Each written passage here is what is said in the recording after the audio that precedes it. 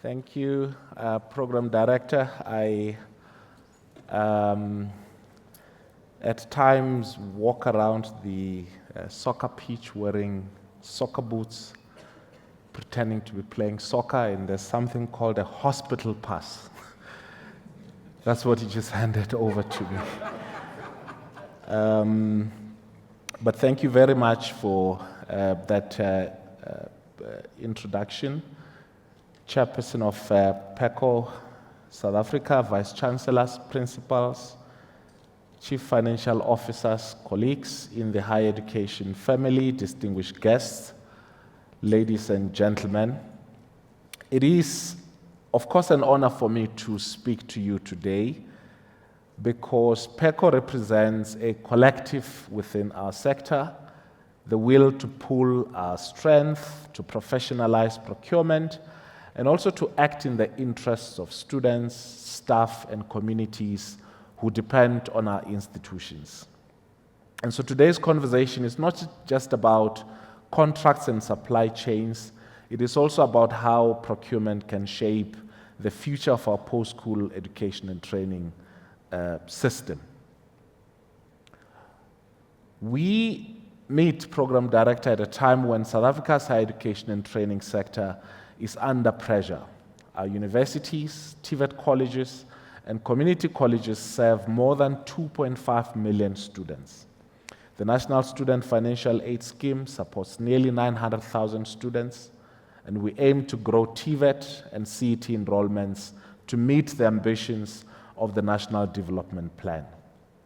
Yes, the size and shape of our post-school education and training institutions remain of concern to many of us, and I think there is general consensus that we need to build bigger TVETs, a bigger TVET sector, a bigger community college sector, whilst maintaining but also re-engineering the focus of our universities towards more science, technology, engineering, and mathematics programs. But we also must face reality. While demand for education grows, the resources of our state are also under stress. Every rent must count, every procurement decision must be strategic, but also every contract must not only deliver value for money, but also advance the goals of equity, of transformation, and also of developmental impact. This is where PECO's role is vital. Procurement is not just a technical exercise. It is a lever of transformation, a test of governance, and I think also importantly, a tool for advancing inclusive development. And so through your work, we must ensure that procurement reduces costs through collective buying, that it supports Black-owned small, medium, and macro enterprises, women, youth, and also rural enterprises. I was raising with your group COO, Michelle, that I think one of the things you will have to think about is whether the people whom we procure goods and services from are willing to partner with us in work-integrated learning placements for TVET colleges and students, and also for University of Technology students, so that there is value, but also that we have a good population of students in our universities and in our TVET colleges who have entrepreneurial aspirations. And on an annual basis, we honor these students, and some of them can see their fortunes turning and their entrepreneurial prowess being turned around if they are supported by organizations such as PECO. And it's a discussion which I said to the COO, we didn't have just to pass time, and that we will have to pursue it so that this partnership and your role in the post-school education and training sector have that or an added value to it, to what you're already doing towards students, that it includes these two initiatives. But also that you have to look at, through your work to ensure that we guard against corruption and waste. And I agree with the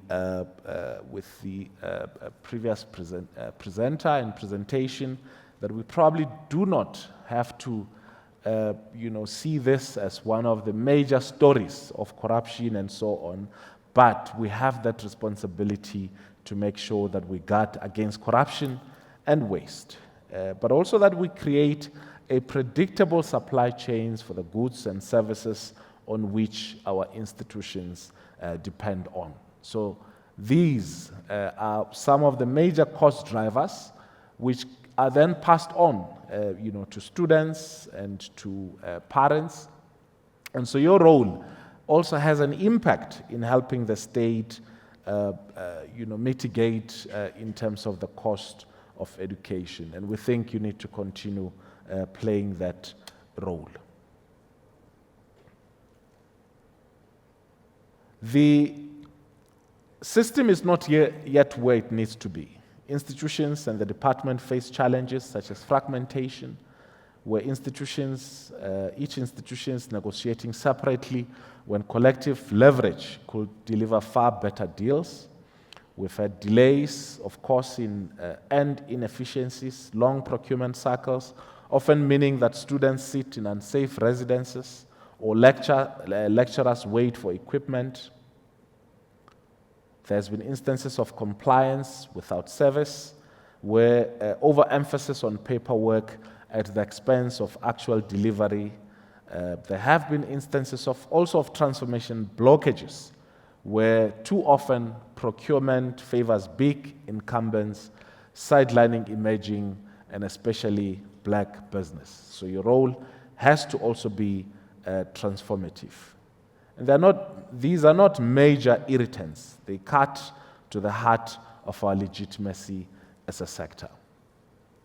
One of the analysis that we've made, or observation that we've made, which we think deserve a deeper analysis, is a shift of the human resource in our academic institutions more towards administrative and support staff as opposed to academic staff.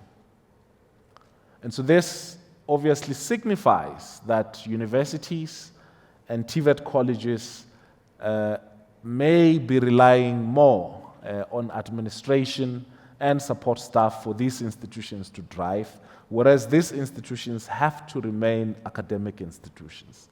And so your role is important in this regard. And so universities have taken up, and so have TVET colleges, taken up procurement roles. And yes, this may be important. They may be defining this as being part of their efficiencies and so on and so forth. But I think it is important that we analyze that and look at the role that procurement services such as PECO could play in minimizing the administrative burdens that lies in our universities and in our TVET colleges. One of the other concerns which I thought that we need to raise is some of the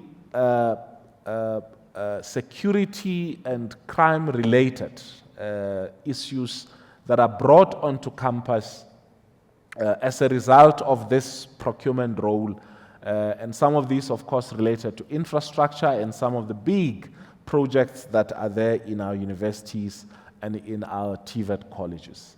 And this is one of the things that is of obvious concern, and we will be engaging with the Minister of Police to ensure that our campuses are safe. But we also need to be looking deeper into why we would have this problem, where people are being killed. And I think you may know some of the colleagues who have been killed, some vice-chancellors, deputy vice-chancellors, some registrars driving around with security detail. It shows that, if universities and TVET colleges were purely and strictly places of learning and teaching, it would mean that you will need less of bouncers and securities on campus. And I think it is this mix, with the role that universities and TVET colleges play in procuring goods and services. So the question of security, I think, is crucial. I want to wrap up with mentioning some of the key things that we will be looking at and which I think you have to play a role, and also to to help you to begin to think how you could support the short and long-term vision that we have in re-engineering and reimagining the sector.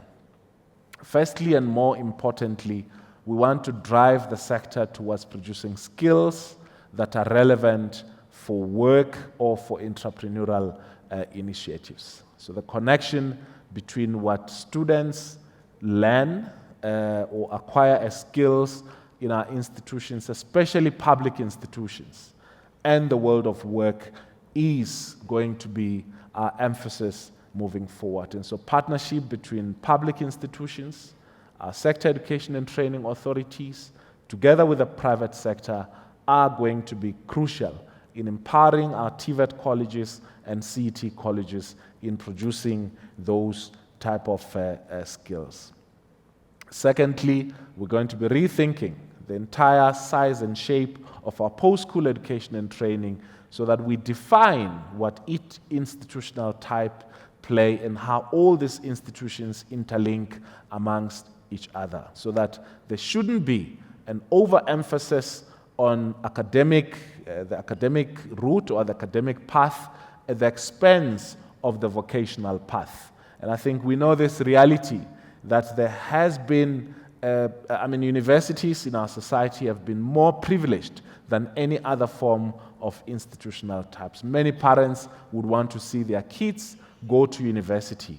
And so we need to emphasize the importance of both pillars, both the academic path and the vocational path, as constituting the completeness of our post-school education and training system, but also that anyone at any given age, especially those who are at 15 and even older, can have access into all of these institutions at any given time, depending on the kind of skills that they require. So that's where we're going to be driving our post-school and education and training sector. We're going to invest on some of the strides that we've made in occupational trades through our centers of specialization and ensure that we massify all of those initiatives. We're going to be investing resources in infrastructure at our TVET colleges and at our CET colleges, both physical infrastructure and digital infrastructure. And I think we will be putting this challenge to you to look at the possibilities of using, for instance, digital infrastructure and helping to respond to the demand out there. About a week ago, when we were announcing our state of readiness for the academic year 2026, we indicated that about 850,000 or so students will be sitting for their grade 12 examinations. Our calculations is that at universities we've got 250,000 posts or seats that are available. At TVET colleges, just above 150,000, and even less at our community colleges. How do we stretch the resources that we have? How do we expand the sector with the minimum resources that we have so that it is able to meet the demand, but not just meeting the demand, but also producing the kind of skills that society is going to need. So those are some of the priority areas, both in the immediate but also in the midterm. I know you know a whole lot of other challenges that we face, which we've also prioritized, but I thought I should mention these three because you need to know where we're beginning to drive the post-school education and training sector. We've got a long history of sustainable institutions which are properly governed, most of them, in the form of universities. Our TVET colleges have picked up over the last 10, 15 years, and similarly, our community colleges are beginning to catch through. We're deeply into discussions around reforming our CETAs so that they meet the skills demands of our society. So with all of this that are happening, I want to call on you to join us in order to make sure that we make education one of the important elements of our growth story, one of our most important element of the turnaround of a good story that South Africa can tell. Thank you very much for listening, and I wish you all the best in your conference. Thank you very much. Thank you. Tada. Sure. Are you able to take a question or two? If you insist. If you insist. Thank you. We're literally going to take 3 questions from the floor, just 3 for the minister. If you could just indicate with your hand, and then a microphone will come to you. But perhaps your first priority, where you're driving the sector to produce the skills that basically contribute to a growing economy in South Africa. Yesterday, we had a series of fascinating conversations around who drives and determines what this future skill is going to be, and fascinating provocations from the private university space, where they are generally, because of their structure, more agile in responding to what the economy needs, and they work much closer with their employer. Are you going to be encouraging that for the public sector as well, public universities? No, most definitely. Look, so the private education space constitute about 300,000 universities, which is about 10%, and I think the projection over the next few years is that they will constitute 15% of the post-school education and training, sector. So that's a big number, proportionately speaking. And I suppose the more we even grow the public, school, public higher education sector, it will also stimulate. But one of the biggest criticism is, yes, they are agile, got linked with the private sector, but there has been a focus more on, information technology, law, and so on and so forth. And I think we have to talk about how we can incentivize, private institutions to also drive their education towards science, technology, engineering, and mathematics. Secondly, I think collaboration between public institutions and private institutions, in terms of, the resources that we have, so that we complement each other. And thirdly, we're already talking to business and industry to ask them to open up their doors. We had a target of 190,000 workplace placement in the last financial year, and I think we only could reach about 130,000 of those. And the biggest challenge is because industry has not opened up, and for whatever reason, and I'm not blaming them, the problem could also be on our side. So we have to fix what the issue is. So we're already into discussions. We've drawn them into various reference groups so that we resolve that issue as to why do we not have graduates from public universities of technology and public TVET colleges being placed in workplaces. But the discussion is even bigger than that. It's about partnerships in our occupational trades. It's about the role that the private sector has to play. And so, that's where we're going. In the future, what we want to see is, a co-determination in terms of the curriculum. Is seeing workplaces as places of learning and not just places where people go to work. And the separation between the classroom and the workplace, that bridge being bridged. Dr. Azar Jamin was one of the speakers yesterday and was reflecting how in many of the Scandinavian countries, even Germany, for example, post-matric is focused on our version of TVET colleges, vocational training, artisanal training, and a smaller percentage tends to go to traditional universities. The numbers you were sharing in terms of what you're anticipating for 2026, the bulk of those seats available are still in public universities. When I would argue that public universities should not be focusing on teaching people to get jobs. They should be teaching critical thinking. We should be theorizing about the future of a country and our continent. And then the TVET colleges, community colleges, are where you get the hands-on skills that are needed for the economy. No, most definitely. I fully agree with you. We have to fix the supply side of things. So we had a conversation last week with the Minister of Higher Education from Norway, and one of the things that was striking was that kids get to choose from high school whether they're going academic or vocational, and they treat both streams equally. So there's no overemphasis of people in suits and ties. There's also an overemphasis of people in blue jackets and boots, and people then can pursue their passion. But we have to win the hearts of parents. We have to send the message to parents that vocational education is the future. We have to encourage them to go and see our TVET colleges, how we've changed, especially our centers of specialization, where we have apprentices, who are, in those institutions. But, so next week we're talking with the Minister of Basic Education. And the idea is to continue the discussion on how do we expand the supply side at basic education level, so that it's not just the academic stream that's being emphasized, but also the vocational stream. And I think that's where we will begin to see the numbers changing, in terms of university, TVET, and community colleges. 2 quick questions. Hands up. There's a question there, and we'll take a question here. Thank you. We'll start with the gentleman at the back. Thank you, Program Director and Honorable Minister. It's Lindo Mzolo from HEFMA.